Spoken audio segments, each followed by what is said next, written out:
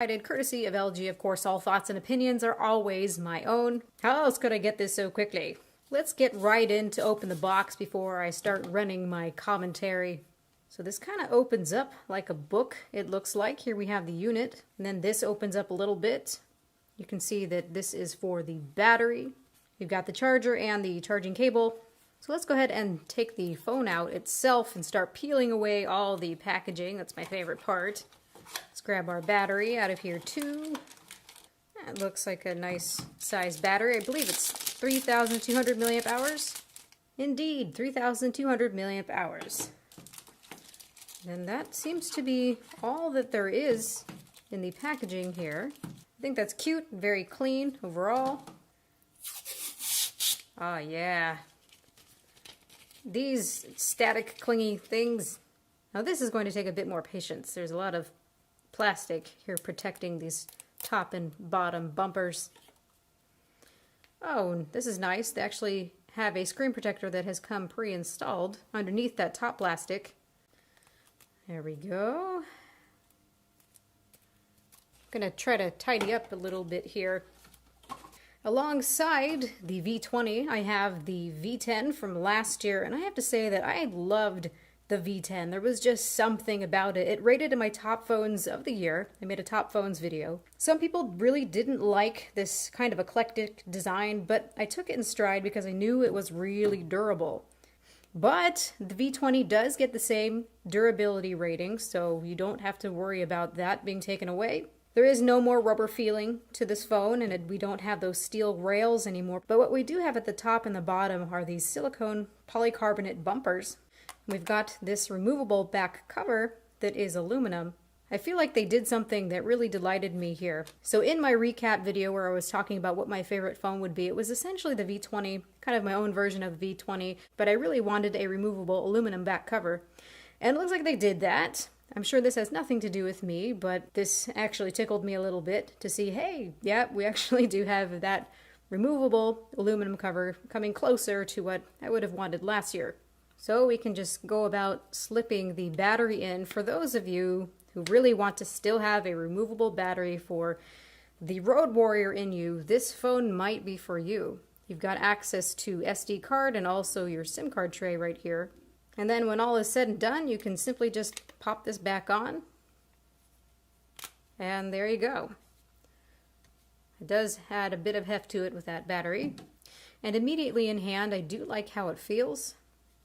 Actually, the look of it kind of reminds me of the Nexus 6P a little bit. There's another phone that this reminds me of in appearance, and I can't quite think of it right now. If anyone knows, comment in the comment section below. You can see that we've got this interesting curved design here where these bumpers are.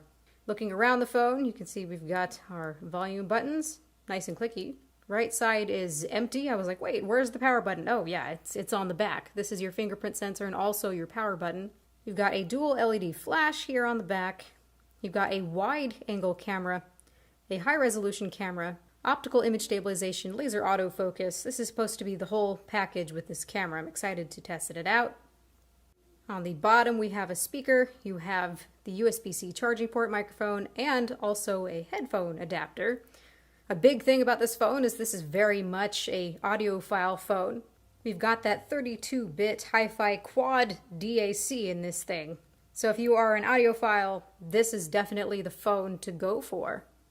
We don't have any water resistancy with this phone, but it is quite a durable phone. So that's something you're going to have to take into consideration when you're deciding which phone to buy. This is essentially a very multimedia-based phone. If you're someone who loves to take pictures, if you're someone who loves to listen to audio, you've got this large display here. This might be for you. Let's go ahead and turn this on. Let's talk about some specs as well. So this is a Snapdragon 820 device. It's at the top with the other devices out there, other flagships being released, 4 gigabytes of RAM, 64 gigabytes of internal storage, and the SD card slot that I showed you earlier.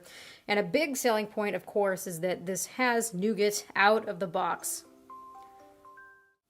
You could call this the first third-party OEM phone that has Nougat on it. It says, welcome. Of course, in my review, I will test out the quality of this display, see how it's been calibrated. It looks to be a little bit on the cool side. That's what I can tell immediately. Although, the same thing was happening with the V10, so I really don't expect too much difference. We'll see if it's still got that wide color gamut and all. Even though I'm not a huge fan of wide color gamuts without color management options, I do like that LG's displays have really nice contrast ratio, really nice inky blacks. The secondary display of the LG V10 has made a comeback. That was right here. I hear that it has more contrast now, brighter. If you look at the front of these two, you can see that now we only have one camera, where this had two. One was just the selfie camera and then the wide-angle selfie camera, where this one is now an all-encompassing wide selfie camera. One thing I almost missed at the top here is that we still have the infrared blaster. That's going to make a lot of people really happy. I know this has been long gone on Samsung devices, so there it is. It has made a comeback if you are curious, and then there's the microphone there. Reminiscent of the V10 before, but a very different look and style. I think that it's very subdued and very clean, and I like that actually. So I'm going to take some time to set it up, and then I want to give a bit of a first impressions. Before I even take a chance to play with it, I can already say that the way that this metal wraps around feels really nice in the hand. It has a good continuity to it. I would never know that this was supposed to pop off. Yes, obviously I can tell that there are some seams here, but it all matters about how it feels when you hold it. This does not feel like a cheap phone. It doesn't feel like a hollow phone, and I'm certainly not detecting large layers of paint. That is hard metal through and through. So now I'd like to take a second to thank my sponsors at Braintree so much for making content creation possible. What do Uber, Airbnb, and GitHub have in common? Easy mobile payments, thanks to Braintree. Braintree is a major reason you can press one button and pay for something. They're a PayPal company that makes mobile payments so easy, fast, and seamless that your business will be up and running in no time. Add a few lines of code to your app and you're ready to accept Apple Pay, Android Pay, PayPal, Venmo, credit cards, even Bitcoin. They offer a single integration across all platforms with superior fraud protection, customer service, and fast payouts. And if new ways to pay come along, Braintree will support those too. Braintree's best-in-class mobile checkout experience means fewer abandoned carts and more sales. So you'll always be ready whether you're earning your first dollar or your billionth. Learn more at braintreepayments.com/Erica. Okay, so now I have played with it for a little bit. I've set it all up, got it right to my liking. And my first impression is, congratulations, LG. I think this is something that you really needed. The G5 was interesting. And I think that this phone definitely makes up for it. It's a really good quality phone. There's no feeling of cheap here at all. Feels really nice and sturdy in hand. This mechanism here doesn't concern me at all. Everything seems to be of nice and premium quality. One thing I do notice right here is that this is plastic. This is probably just a little bit of a defect right here. But this lens cover thing is plastic, and I'm afraid that this is going to scratch over time. But the actual lens coverings themselves seem to be glass. I can see some smudges along this darker color, but I think that they're not as apparent. So this is probably the color that I would go for. I am really liking the secondary display. It does indeed seem brighter to me. I believe that the characters are bigger as well. So how about light bleeding with this little display? I noticed that with the V10 that we did have light bleeding in the dark. I'm happy to see that this is not a problem. It looks like once you go into the dark, the brightness adjusts properly for that environment, and then I don't see any light bleeding. Maybe for just a moment I see a little hot spot right about here, but then it adjusts to the darkness and it gets really dim itself, and there is no bleeding, nothing that I've seen. So I'm happy to see that improvement. It seems nice and responsive. Pretty happy with it. Against all white, mine seems to have a little bit of a shadow here. I'm not sure if that has to do with how the LEDs are implemented, but it's not incredibly bothersome, so I think they've done a pretty good job with this secondary display overall. As for what I'm noticing with the calibration of the display so far, just making snap judgment with just a couple of very simple tools. Yes, this is a very saturated display. It looks like it's still that very much wide gamut, what they are calling the DCI-P3 gamut. So you can expect colors to be oversaturated in the greens, especially in the reds. It would be nice if LG, like other OEMs, would include a mode that would allow you to choose the color profile, whether you wanted it to be sRGB or the oversaturated mode, but I don't see that anywhere. So keep in mind that most things are going to look oversaturated, but it is a nice looking display. I'm particularly happy that my whites don't look greenish. They are definitely on the cool side, but It's not horribly greenish. That's what really bothers me when I have a cool display. A lot of the time it's kind of greenish accompanying with that cool tone. But I actually like it. Not bad.